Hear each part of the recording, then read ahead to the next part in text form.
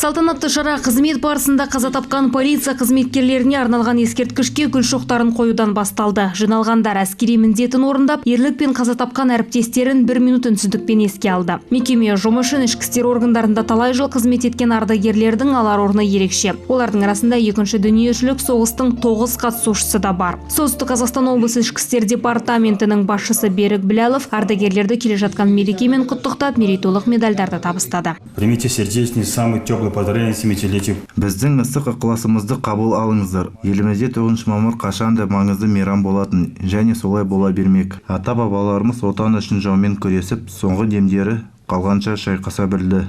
Олардың жеңіске жетсек деген тілектерін ешқандай қиындық жоя алмады. Сіздердің осы ерліктеріңіздің алдында бас иеміз. Ардагерлердің есімдерін ұмытпай, оларды құрметке бөлу өскелең ұрпақтың міндеті.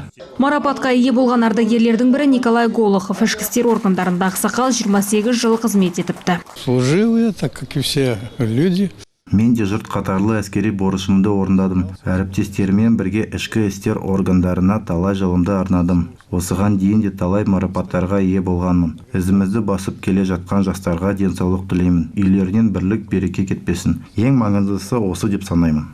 Ішкі істер органдарында қызмет етіп жүрген мамандар да марапатсыз қалмады. Үкімет қаулысына сай облыстық ішкі істер департаментінің басшысы атаулы ірі ойықты мылтықпен марапатталды. 9 полиция қызметкері мерзімнен бұрын кезекті шенге ие болды. Солардың бірі Әлихан Байқадамов. Оның ішкі істер органдарындағы еңбек өтілі 20 жылдан асады. Ел үшін елеулі мерекелер қарсаңында марапатқа ие болу мен үшін өте маңызды дейді ол. 70 жылдыққа арналған мереке күніне осылай міне ардагерлерді жиналыс өткізіп үлкен мереке болып жатыр. Осы күнде мен өзім полковник полиция маған беріп жатыр, соған өте қуаныштымын.